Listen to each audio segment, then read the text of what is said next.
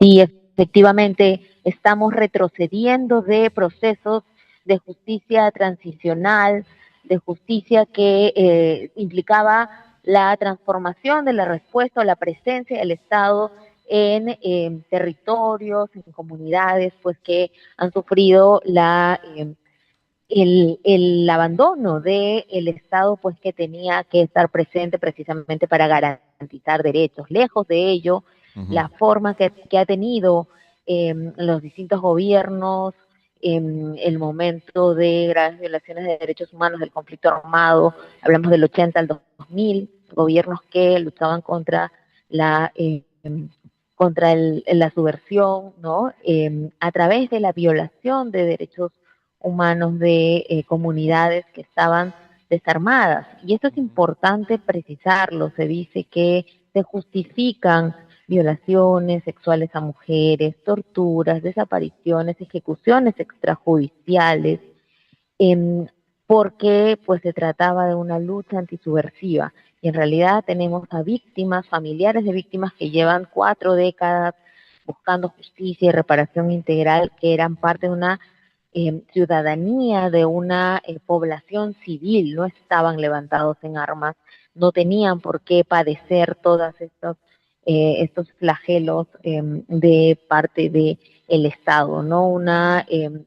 Realmente una posición abusiva, un ejercicio de la fuerza de parte del Estado indebido, arbitrario, que pues ha sido ya motivo de pronunciamiento de tribunales nacionales e internacionales. Tenemos casos como Barrios Altos, La Cantuta, en la Corte Interamericana, tenemos el caso Manta y varios otros casos en la justicia penal nacional y que han sido confirmados, varios de ellos todavía el caso Manta, que es de violaciones sexuales de mujeres, no, pero sí confirmados varios de ellos en la Corte Suprema.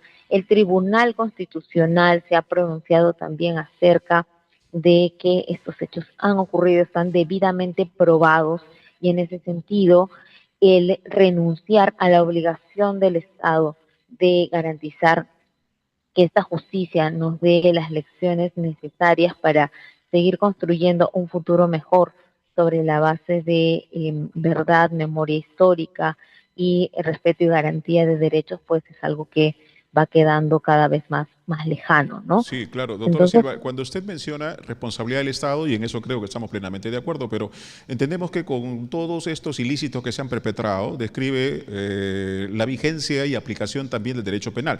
Y sabemos bien que esto es de manera individual sobre aquellos quienes hayan perpetrado los delitos a los cuales usted ha descrito que es, desde luego, ¿no es cierto?, horroroso, en realidad execrable por donde se le mire, pero yo conversaba, le cuento un poco con algunos oficiales de la policía y algunos militares ya en retiro y nos decía, mire, nosotros lo que hacemos es obedecer las disposiciones de los superiores y que éstas se tienen que cumplir, ¿no es cierto?, inexorablemente. Entonces, cuando buscamos responsabilidades, ¿es aquellos de quienes hayan perpetrado y ejecutado estos hechos o buscamos responsabilidad política? cuando se trata de graves violaciones de derechos humanos, no hay orden, no hay mandato de autoridad superior jerárquica que sea válida. ¿No? Creo que eso es importante señalarlo porque también Qué bueno es un decirlo. aspecto que es considerado en el ámbito de la justicia penal, por supuesto, individual, ¿no? Ujú. Entonces, hay muchos soldados que son ejecutores directos de todos estos execrables crímenes que han sido condenados.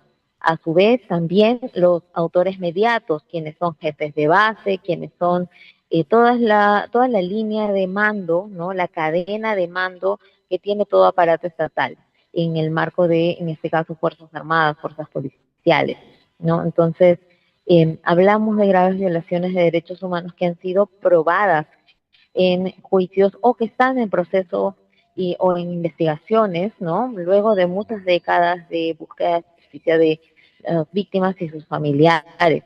Entonces, lo que implica una ley de amnistía es revertir una justicia que ya había empezado a llegar en los casos que ya estaban sancionados, perdón, condenados, ¿no? En los casos, en las Ujú. sentencias condenatorias, hablamos de una ley que obstaculiza, o mejor dicho, impide que esta justicia llegue a los casos que están en investigación o proceso.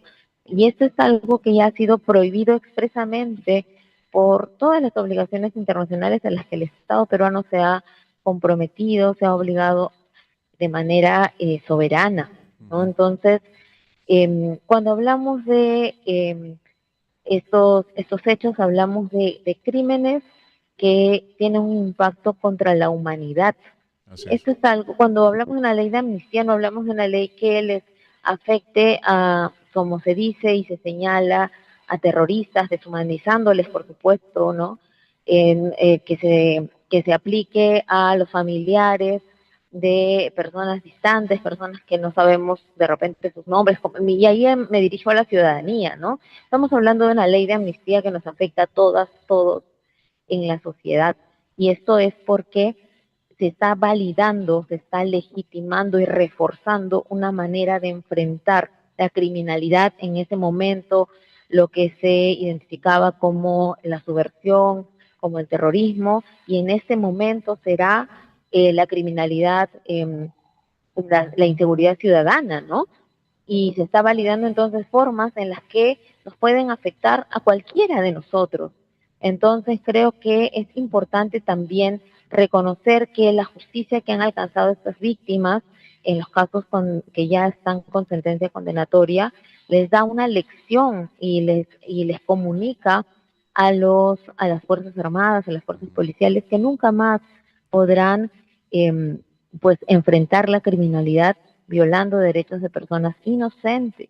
Y esto es importante pues decirlo claramente, ¿no? Parece que los congresistas validan y justifican que hayan torturas, que hayan ejecuciones extrajudiciales, ¿no? Que haya desaparición forzada, que haya violaciones sexuales contra mujeres, que en ese momento además eran niñas, adolescentes, como mecanismos válidos de sanción para quienes ellos configuran como el enemigo, terrorista, terruco, ¿no? Como se le decía en esa época. Eso no puede seguir pasando en nuestro país. Creo que como país nos tenemos que unir para que transformemos las formas en las que sí hay que enfrentarnos a la criminalidad, pero con mecanismos que sean respetuosos de los derechos humanos y que no se siga viendo a los derechos humanos como un obstáculo para la lucha contra la No, sobre criminalidad, todo a ¿no? través de un debido Necesitamos proceso, respuestas ¿no? ¿Cierto? Porque estructurales. si esa va a ser las Así es. formas, entonces hay que desaparecer el Poder Judicial, el Ministerio Público, que sea la policía sobre un solo, simple criterio de Y sin entendimiento y debido que aniquile proceso, y termine todo, ¿no? efectivamente, y sin debido proceso, cualquiera puede ser víctima de una política violatoria de derechos humanos. Cualquiera de las personas, hasta quienes piensan que el enemigo es otro, ¿no? Sí, pues. Entonces, creo que es fundamental que esto se constituya en una, más bien, política que se sincere también, ¿no? Porque lo otro es que tenemos gobiernos profundamente racistas, misóginos, que pues sí justifican que este tipo de respuestas, ¿no? Violatorias de derechos humanos, sí se apliquen válidamente a personas porque pues tienen un perfil determinado, ¿no? Personas pobres, quechohablantes, campesinas, mujeres, que sí deben recibir estos castigos, ¿no? Sí, Para pues. dar una imagen de que tienen el poder. Entonces creo que también las sanciones implican un mensaje correctivo para las Fuerzas Armadas como institución, para la policía como institución, en cuanto a que no se puede luchar contra el terrorismo, contra la pobreza, contra la, la criminalidad organizada, ¿no? La inseguridad ciudadana a través de la violación de derechos de personas Sí, inocentes. doctora, concluyo con lo siguiente. ¿Esa cree usted que será una de las formas de poder allanar el camino, territorio de lo que jurisprudencialmente favorecería a este gobierno que tiene más de 60 vidas a cuestas también? Efectivamente, y a eso me refiero con las lecciones aprendidas, ¿no? Con Ajá. el hecho de impulsar justicia transicional y la transformación, además de las respuestas. en realidad aquí vemos un pacto, ¿no?, de impunidad Mm. por los crímenes del pasado y por los crímenes del presente, ¿no? Si entonces ahora se amnistía a, cosa que está totalmente prohibida, ¿no?, a criminales respecto de violaciones de derechos humanos, también estaríamos pasando por alto y validando que esa es una respuesta pues que se puede dar. Muchas veces vemos las represiones en las marchas y los asesinatos, las ejecuciones extrajudiciales que se han dado en estas marchas y que han sido reconocidas por entidades nacionales e internacionales, ¿no? Sí, Y se pues. pasa por alto ello cuando esto es una respuesta pues que se está reproduciendo un modelo de represión del ejercicio del derecho legítimo a la Y parece protesta. que lo quieren implementar a costa de todo, doctora Silva, porque habrá escuchado usted al premier Eduardo Arana en el Congreso de la República y una de las condiciones pues, precisamente para obtener el voto de confianza es retirarse del sistema de derechos humanos y que esto sería pues una herramienta fundamental para ellos también, el Ejecutivo y asociada con el Legislativo, como dice usted, para perpetrar este tipo de impunidades, ¿no? Así es, tenemos un pacto entonces del legislativo y el ejecutivo para validar tanto los crímenes del pasado como los del presente y seguir entonces actuando de la misma forma, ¿no? A través de este tipo de pues, detenciones arbitrarias, tortura y en el caso de las mujeres, vemos como en el caso Manta en el 84 Ujú. han violado a mujeres pues que vivían en la comunidad de Manta y a las que se les imputaba tácitamente el ser terroristas, ¿no? Sí, Y pues. cómo es que eso ha pasado también en las protestas del 2020 contra mujeres que se encontraban pues en protesta contra el régimen, el breve régimen de Merino, ¿no? Y también en el 2020, en enero del 2023 tenemos casos de violencia sexual, desnudos forzados, en el caso de la toma de San Marcos, ¿no?, de la Universidad San Marcos. Sí, sí. Entonces, creo que es fundamental que pues todas levantemos la voz en contra de esta ley que busca proteger criminales. O sea, no estamos hablando de las fuerzas, de todas las fuerzas armadas, de todos los policías, de todos los militares, sino hablamos de pues elementos de las Fuerzas Armadas que han ejercido violaciones de derechos humanos y que han con esto manchado una institución que ha validado también en su momento este tipo de Sí, sí, actuaciones, sí, ¿no? claro que sí. Bien, doctora Cintia Silva, gracias por los minutos a través de Dunas TV. Nosotros aquí en ICA estaremos puntualmente conectados también con todo el equipo legal de Demos a fin de hacer trascendencia sobre esta necesaria busca de justicia y sobre todo erradicar todo rasgo de impunidad. Muchas gracias.